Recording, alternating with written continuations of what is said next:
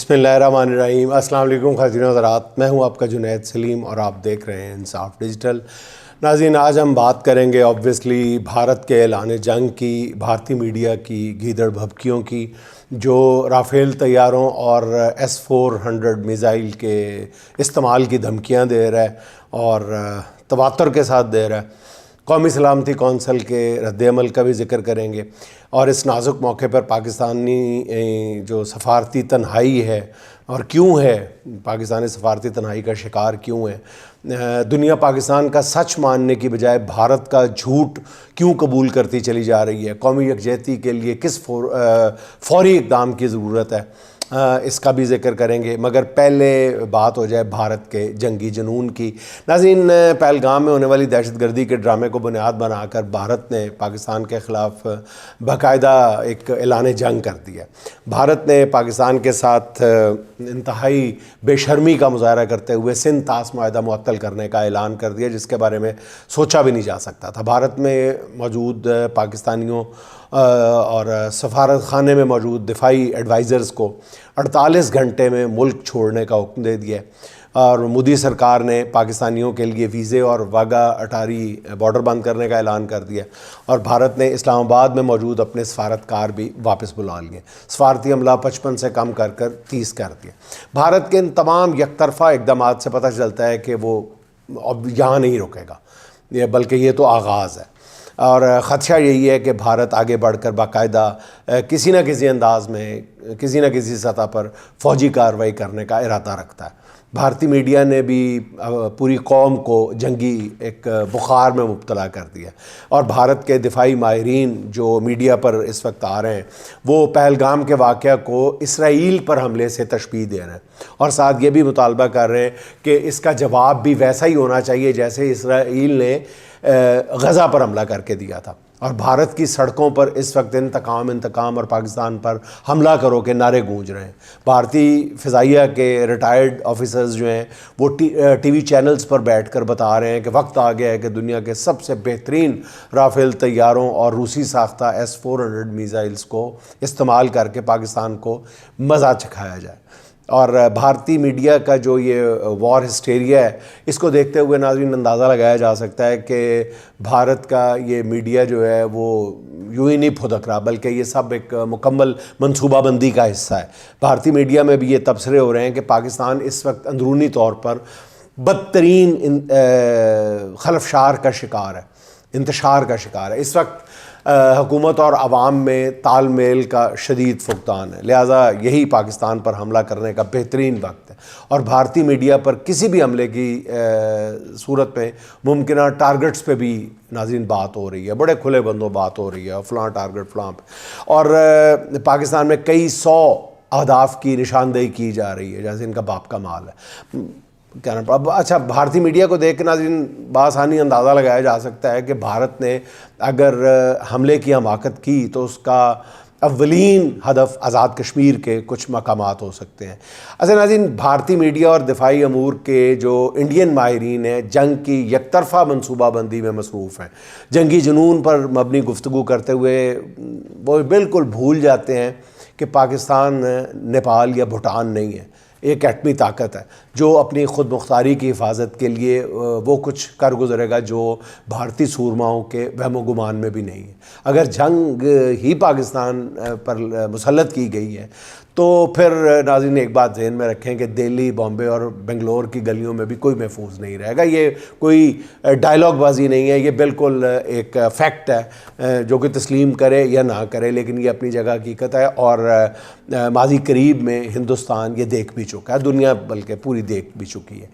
اچھا ناظرین، بھارت کی طرف سے جنگی ماحول بنانے کے بعد قومی سلامتی کمیٹی کا اجلاس ہوا ہے ہمارے ہاں، جس میں وزیر اعظم شہباز شریف، تینوں مسلح افواج کے سربراہان اور وفاقی وزراء شریک ہوئے ہیں۔ قومی سلامتی کمیٹی کے اجلاس میں کسی بھی بھارتی مہم جوئی کا منہ توڑ جواب دینے کا فیصلہ کیا گیا ہے۔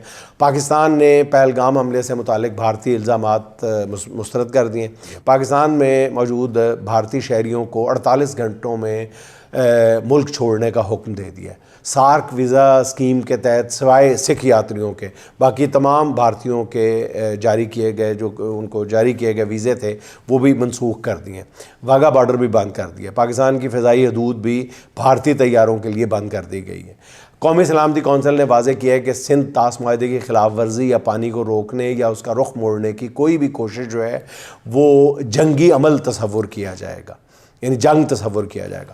اب فیصلہ یہ کیا گیا ہے کہ سندھ طاس معاہدے کی خلاف ورزی پر عالمی اداروں سے بھی فوری طور پر رجوع کیا جائے گا. ناظرین, قائد اعظم محمد علی جناح نے کہا تھا کمزور کی طرف سے امن کی پیشکش اصل میں اپنی کمزوری کا اعتراف اور جارحیت کو دعوت دینے کے مترادف ہوتی ہے.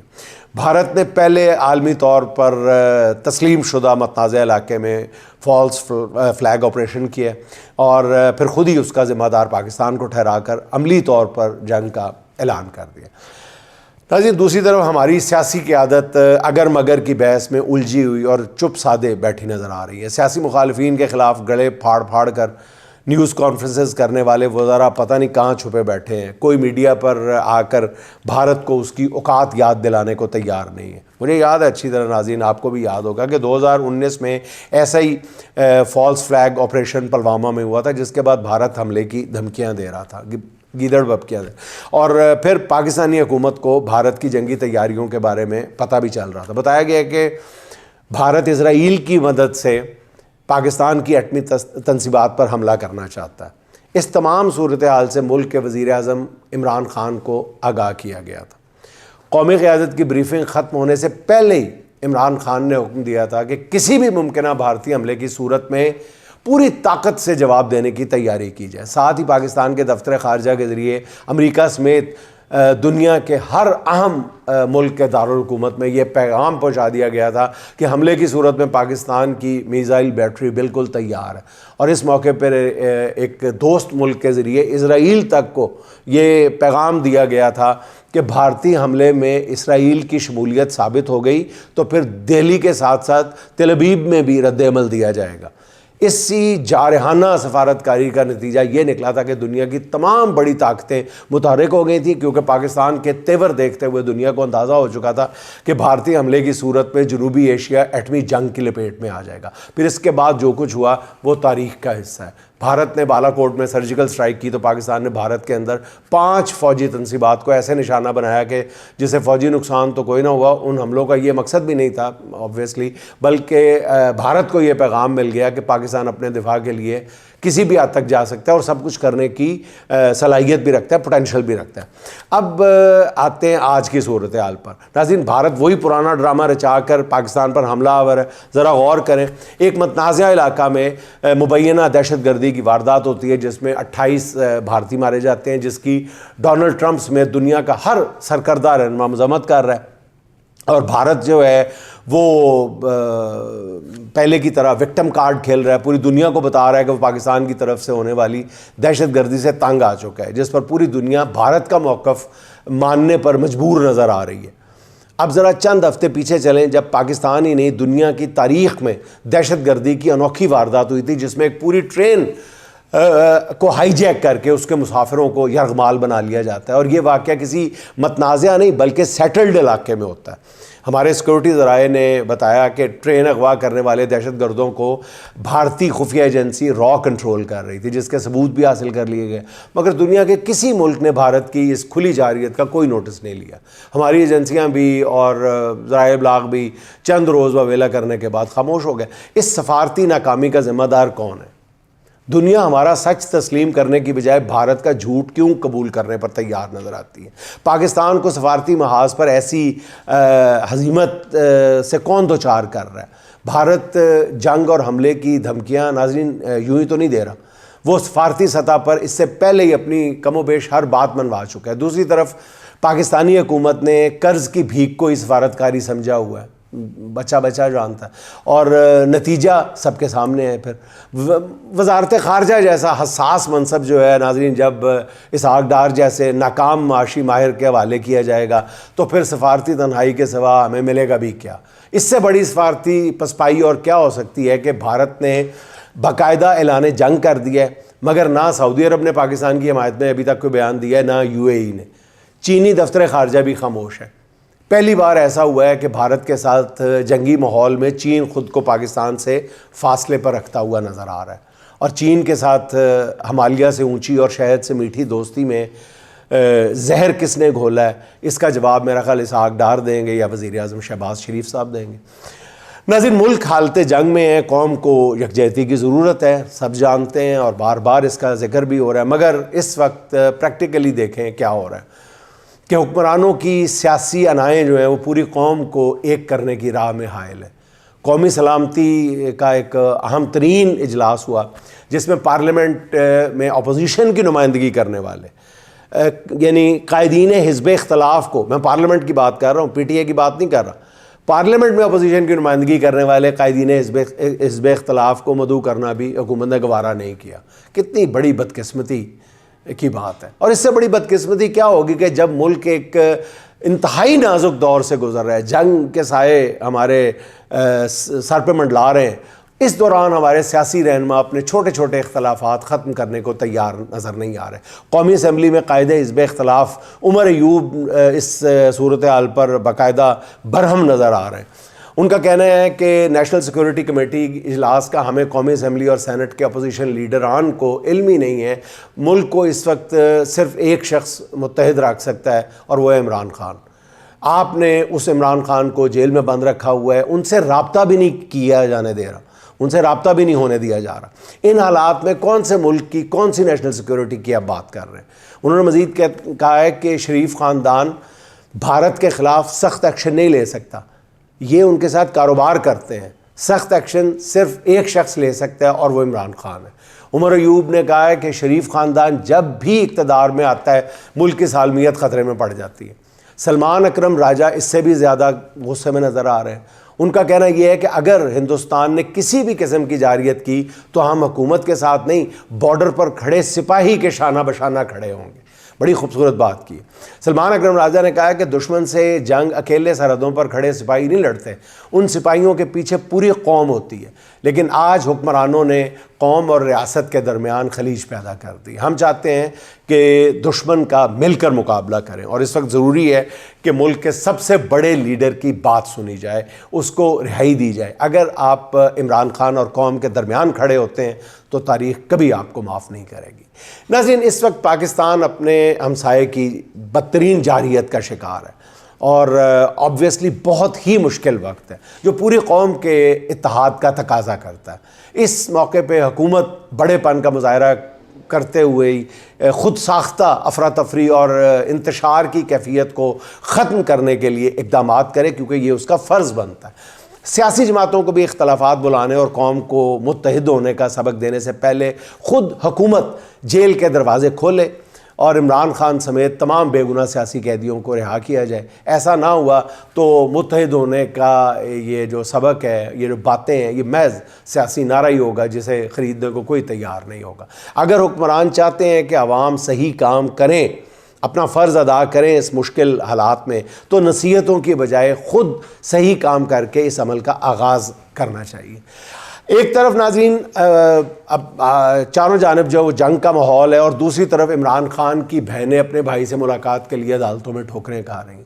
آج ہائی کورٹ کے لارجر بینچ کے فیصلے پر عمل نہ ہونے کے خلاف توہین عدالت کی درخواست پر اسلام آباد ہائی کورٹ کے ایک رکنی بینچ نے سماعت کی تھی۔ سماعت شروع ہوئی تو عمر ایوب نے عدالت کو بتایا کہ جی میں بطور اپوزیشن لیڈر ریاست کا حصہ ہوں، لیکن ایک حوالدار اڈیالہ جیل کے باہر کھڑا ہو کر مجھے کہتا ہے کہ اسلام آباد ہائی کورٹ کا آرڈر نہیں مانتا میں۔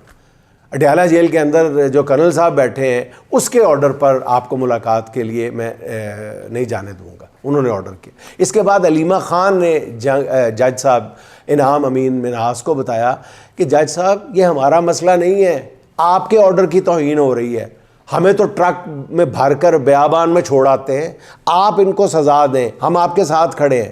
اس پر جب جسٹس انعام امین منہاس سے تقاضا کیا گیا، اصرار کیا گیا کہ وہ اس کھلی توہین عدالت پر اڈیالہ جیل انتظامیہ کے خلاف آرڈر پاس کریں، تو انہوں نے ریمارکس دیے کہ عمران خان سے ملاقاتوں کا آرڈر تو لارجر بینچ کا ہے، میں سنگل بینچ میں یہ کیسے سن سکتا ہوں۔ اس پر بیرسٹر سلمان اکرم راجہ نے کہا جج صاحب آپ یہ کیس سن سکتے ہیں، مگر جج صاحب نے کہا کہ اس پر رجسٹرار آفس سے وضاحت لے لیتے ہیں اور کیس کچھ دیر کے لیے ملتوی کر دیتے۔